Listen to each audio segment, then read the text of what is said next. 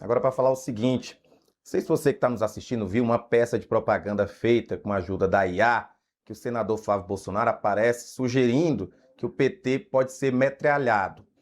E aí, é o candidato aí que alguns estão dizendo que é mais moderado que o pai, né? O Flávio lançou nessa quinta o seu programa de segurança e o seguinte conteúdo do vídeo, que prepara a militância para o anúncio do tal plano de segurança, o Flávio aparece como um integrante das Forças Armadas e pilota um helicóptero ao lado do pai, o ex-presidente Jair Bolsonaro. Aí ele atira com a metralhadora, explode um barco, tá escrito PCC, explode outro com comando vermelho. No fim tem um terceiro barco, onde tá escrito PT, e esse foge.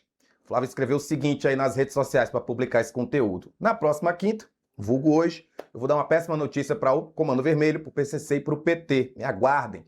Vamos acompanhar o vídeo sem som, por questões de direitos autorais, mas é rapidinho, bota aí.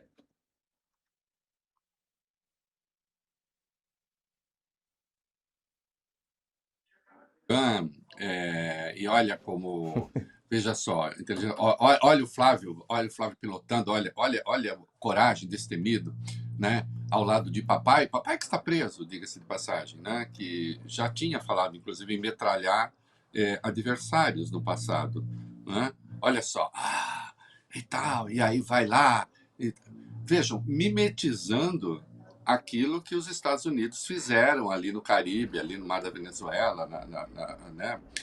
No litoral da Venezuela, explodindo barcos, etc. Essa é a visão que esses caras têm do combate ao crime. Importar, trazer para cá, né, o modo como os Estados Unidos tocam essas coisas, e olha só, que coisa maravilhosa, como ele é corajoso. O que ele não faz para tentar se livrar, né, do Dark Horse. Então, ex-Flávio moderado, para se livrar do Dark Horse, né, ele promete fazer carnificinas aqui, né, como se combatendo o crime, na verdade, estivesse combatendo, sei lá, forças estrangeiras, né? Nós temos uma lei severíssima. A pena para faccionados no Brasil pode chegar a 40 anos, né? É superior, inclusive, à pena de terrorismo. Mas ele quer deixar claro que, atenção, tio Trump, deixa que eu faço. E o cara é macho pra caramba, né? O cara tá lá com o helicóptero, papai, estamos aqui, como a gente é valente. Né? E, evidentemente, a hora que ele coloca um barco do PT fugindo, ele está dizendo o recado claro. Isso aqui não é, de novo, não é interpretação. Ele está dizendo, eu quero, o PT vai embora do Brasil, nós vamos banir o PT ou vamos metralhá-los. É isso. Né? Esse é o Flávio moderado de alguns. Esse é o Flávio fofo. Esse é o Flávio que prometeu usar a força contra o Supremo. Né? E é curioso que ele entrou na justiça porque o Lula fez uma metáfora lá de gente traidor, que foi enforcado, e até errou de personagem, porque disse que o Joaquim Silveira dos Reis foi enforcado. Tá aí. Isso é apologia de violência política. Isso é apologia de violência política. Né? E olha como ele é machão, tá vendo?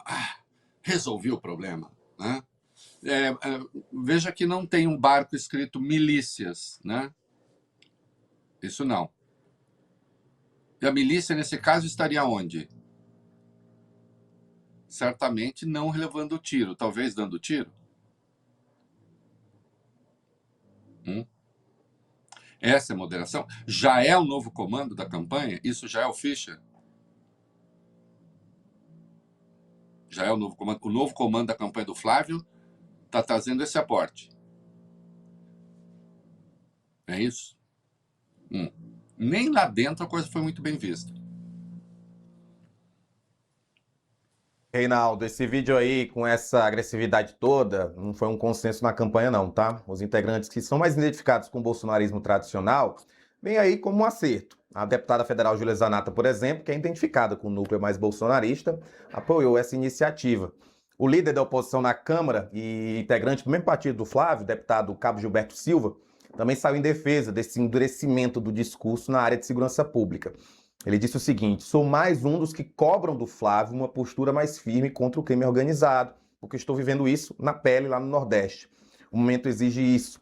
As facções estão dominando tudo. Quem está no Sul, às vezes não tem ideia do que está acontecendo na Paraíba, em Pernambuco, no Rio Grande do Norte, no Ceará, no Maranhão e na Bahia. Eu cobro mesmo que ele fale mais sobre esse tema, não mando nele. Ele está dando atenção a um problema que ninguém aguenta mais. Integrantes do grupo que defendem uma estratégia mais voltada para os eleitores independentes, eles consideram que essa peça reforçou o quê? Justamente os aspectos da candidatura que vinham sendo trabalhados para reduzir resistências fora dessa base bolsonarista. A avaliação dessas pessoas, o combate ao crime organizado, poderia ter sido apresentado sem recorrer a essas imagens associadas a confrontos militares ou estética de guerra, como essa estética violenta. Esse endurecimento no discurso, uma defesa inclusive da castração química para condenados por crimes sexuais, ele tem se alternado com gestos mais direcionados a eleitores mais distantes do bolsonarismo. Você lembra que a gente falou aqui que nessa semana ele afirmou que o pai errou na relação com a imprensa, por exemplo, e também defendeu bandeiras do governo Lula, como Bolsa Família e a isenção do imposto de renda para quem ganha até R$ 5.000. É isso. Então ele está tentando jogar nas duas pontas. Veja só, o que isso nos diz, Rafa? Estava em curso a construção do Bolsonaro vacinado. Lembra o vídeo do Bolsonaro vacinado? A mulher dele falando, porque eu ensinei ele a ser moderado. E aí o Bolsonaro sorridente e tal, né? O Bolsonaro que toma vacina. E eu, aqui há tempos, falamos que essa era uma construção falsa, né? E como a gente está vendo, né? Bastou a coisa apertar um pouco, né? Ou muito, em razão de escolhas que ele fez. E aí, meu filho, tá aí. Volta com tudo. O Bolsonaro sanguinolento. O Bolsonaro pai. Volta com tudo a jaca que caiu da jaqueira, né? Ou, se quiser uma imagem bíblica, né? Espinheiro não dá figo, né? E pelo fruto a gente conhece a árvore. Tá aí, ele é fruto da cultura política do pai. Os filhos sempre reproduzem o que o pai pensa? Não, às vezes divergem. Nesse caso, não há divergência nenhuma, né? E ele apresentou o plano dele hoje, né? Desse plano de segurança foram 12 propostas. Ele chamou de Plano Brasil Sem Medo. Ele prevê, por exemplo, a construção de 5 novos presídios federais, mas no modelo adotado pelo governo de El Salvador, a classificação de facções criminosas como organizações terroristas, como fez agora o governo dos Estados Unidos, a redução da maioridade penal de 18 para 16 anos, com punições para adolescentes a partir dos 14 anos para crimes hediondos, a castração química de homens que abusem de mulheres e crianças, a adoção de um sistema nacional de reconhecimento facial, inspirado no programa Smart Sampa aí da Prefeitura de São Paulo. E no início da apresentação, a pré-campanha do Flávio exibiu um vídeo com trechos de declarações do presidente Lula sobre segurança pública que costumam ser alvo de críticas de adversários políticos. Entre elas está uma fala em que o petista afirmou que traficantes de drogas também seriam vítimas dos usuários. E durante todo o evento, Flávio Bolsonaro fez críticas à política de segurança pública do governo federal. Em um dos momentos do discurso, ele afirmou que depois da eleição de 2022, os presídios ficaram em festa com Lula. E aí, Reinaldo? Olha, bom, é o que se esperava. A ideia do presídio primeiro que o Bolsonaro, por exemplo, não construiu nenhum presídio, como nós sabemos, né? Os 5 presídios federais, já passei essa informação aqui, que foram construídos no governo Lula. 4 no governo Lula, o 5º, a Dilma, que é o de Brasília, entregou 70% pronto, depois o Temer inaugurou, né? Eles não fazem presídios, né? E fica parecendo que, olha que coisa curiosa, né? Os governadores deles, os governadores de extrema-direita, eles administram presídios. Os estados administram presídios. Por que não são presídios exemplares? Em vez disso, são pocilgas dominadas pelas facções criminosas. Dominadas pelas facções criminosas. Os presídios federais não são. Os presídios estaduais. O domínio dos presídios no Brasil se dá nos governos estaduais. São presídios estaduais. Né? Então a turma deles poderia. Então veio com essa conversa e fazer presídio à moda Bukele. Primeiro que não vai, ainda que ganhasse a eleição, aquilo que acontece em El Salvador, aqui e em qualquer democracia do mundo, é inconstitucional. Que inclusive Bukele prende sem ordem judicial. Bukele está condenando crianças à prisão perpétua. Né? Os presos são amontoados sem qualquer respeito à dignidade mínima. Ah, dignidade para bandido porque senão as coisas só pioram.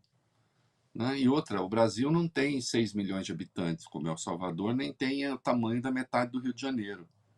Isso é uma tolice. Né?